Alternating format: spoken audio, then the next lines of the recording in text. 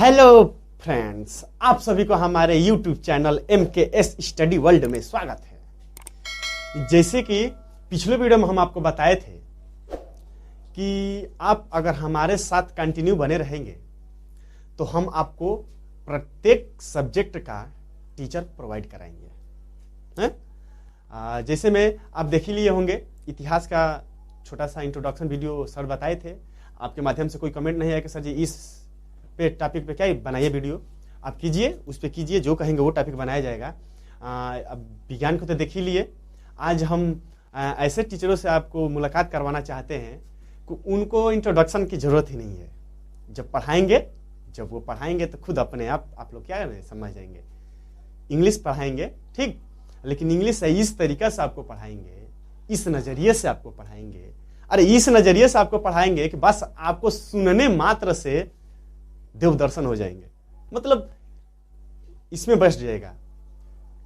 बस कंटिन्यू आप सुन तो लीजिए, एक बार सुन लीजिए, दोबारा सुनने की जरूरत नहीं पड़ेगी।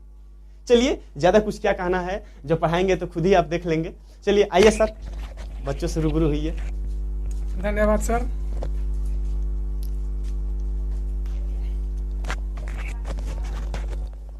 Welcome to our YouTube channel MKS study world में। सबसे पहले आप सभी को 73वें गणतंत्र दिवस की हार्दिक शुभकामनाएं। जैसे कि मनोज सर ने बताया था कि आप कमेंट कीजिए, आपको हर सब्जेक्ट का टीचर प्रोवाइड किया जाएगा। तो आप लोगों ने मैथ्स देख लिया, साइंस देख लिया और सोशल साइंस भी देख लिया। आज हम आपकी पहली क्लास अंग्रेजी का, जो कि क्लास 9-10 का हम लेकर आए हैं। ठीक, तो चलते हैं, स्टार्ट करते हैं अपना टॉपिक।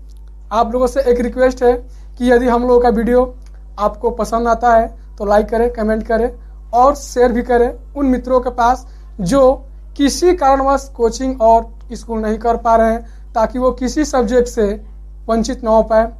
ठीक, तो और हमारे चैनल को सब्सक्राइब करें और बेल आइकन को दबाना ना भूलें, ताकि आपको कोई भी अपडेट ना छूटे।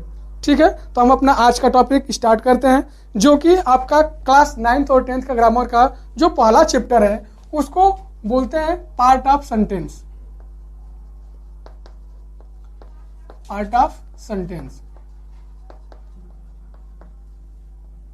तो पार्ट ऑफ सेंटेंस होता क्या है, मतलब कि वाक्य के भाग। इससे हम एक बात करते हैं कि पार्ट ऑफ सेंटेंस से पहले, ठीक है, पार्ट ऑफ सेंटेंस से पहले हम सेंटेंस के बारे में पता कर लेते हैं कि सेंटेंस होता क्या है। ठीक, तो हम देखते हैं कि सेंटेंस क्या होता है भाई।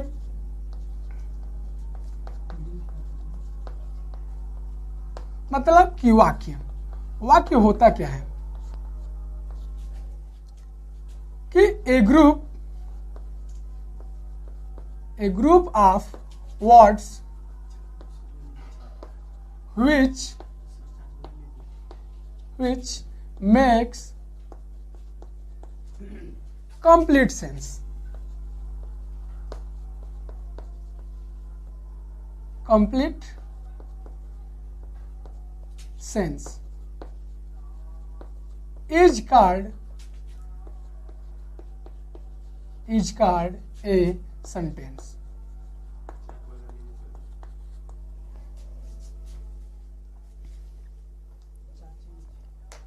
ठीक, मतलब क्या कि शब्दों का एक ऐसा समूह,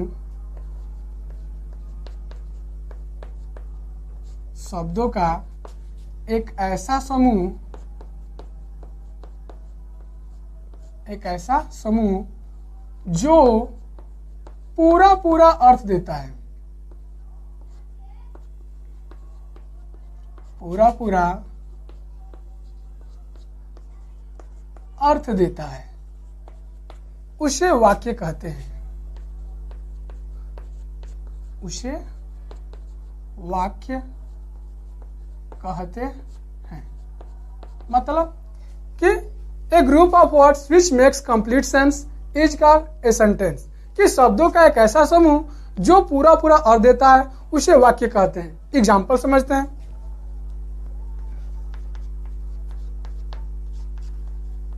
कह दूं कि आई हैव ए न्यू बॉल, कि मेरे पास मेरे पास एक नई गेंद है। मेरे पास एक नई गेंद है। ठीक, एक और वाक्य लिखते हैं। कह दूं कि A have ball I knew, मतलब कि एक पास है गेंद मेरे नहीं।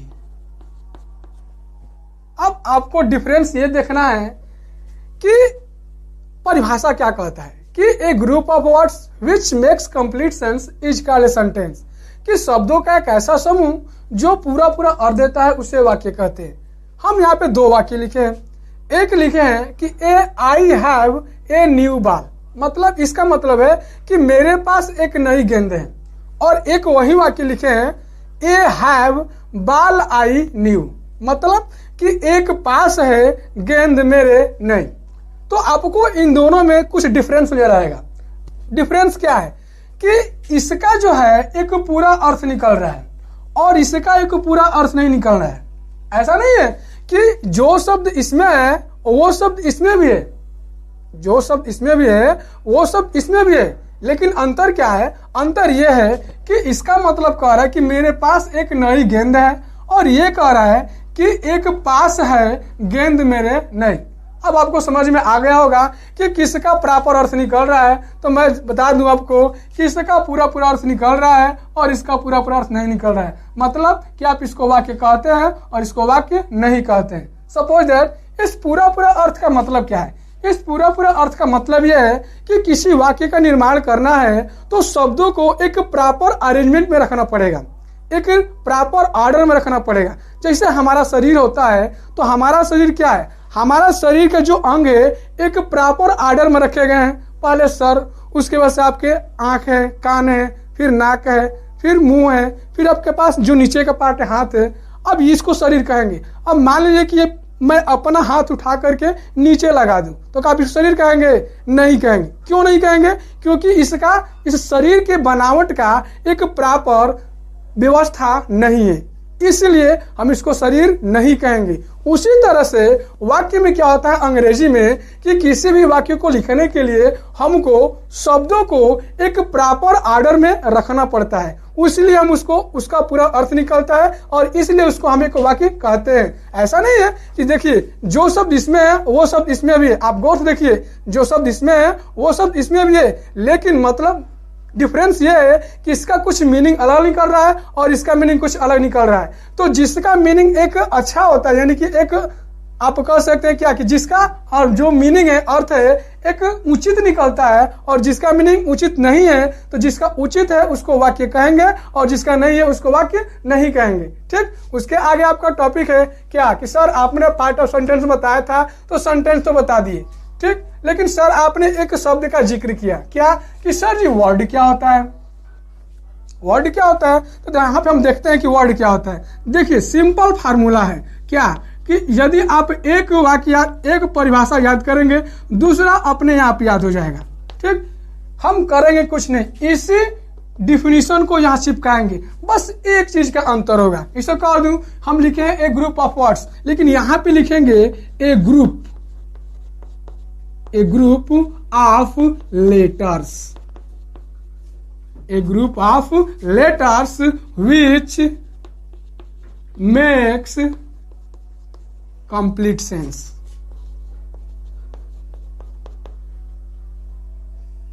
Complete sense is called a word। हम कुछ नहीं किए, बस यहां पर वर्ड था तो यहां पर मैंने लेटर्स का प्रयोग किया, और जब ये वर्ड था तो यहां पर सेंटेंस बोले थे, लेकिन यहां पर लेटर है तो इसको वर्ड बोलेंगे। बस वहीं पर परिभाषा हिंदी में भी लिखेंगे। क्या लिखेंगे कि अक्षरों का एक ऐसा समूह, अक्षरों का एक ऐसा समूह जो पूरा पूरा अर्थ देता है, अर्थ देता है उसे शब्द कहते हैं।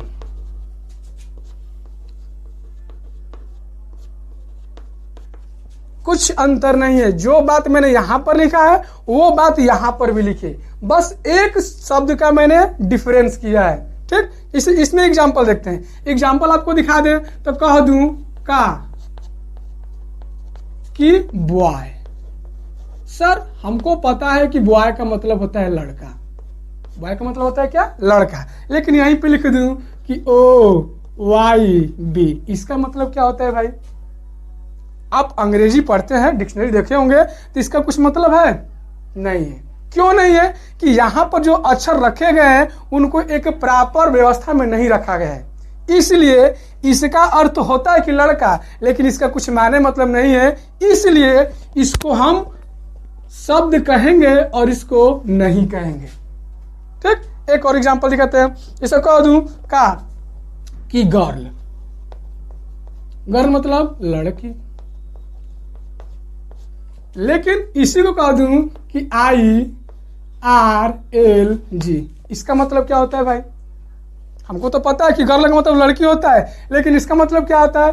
तो इसका मतलब कुछ नहीं होता है, मतलब कि यहां पर जो मैंने अक्षर को रखा है एक प्रॉपर अरेंजमेंट में नहीं रखा है, इसलिए इसका एक पूरा अर्थ निकल रहा है। इसको शब्द कहेंगे और इसको शब्द नहीं कहेंगे। ठीक, तो आपको समझ में आ गया होगा कि सेंटेंस क्या होता है और शब्द क्या होता है। ठीक, तो इसकी हम इतना रह देते हैं, आज के लिए इतना ही। ठीक, धन्यवाद। अब आप लोग कमेंट में हमको ये बताइएगा कि मैंने जो कुछ समझाया पढ़ाया वो आपका कैसा लगा, और लगा अच्छा लगा तो लाइक कमेंट करें और उन दोस्तों के पास जरूर शेयर करें जो किसी कारणवश से कोचिंग या ट्यूशन या स्कूल नहीं जा पाते हैं, ताकि उनको किसी भी प्रकार से किसी भी सब्जेक्ट का वंचित ना होना पड़े। और हमारे चैनल को सब्सक्राइब जरूर करें, क्योंकि बेल आप सब्सक्राइब करेंगे तो आपको कोई भी अपडेट मिस नहीं होगा। धन्यवाद।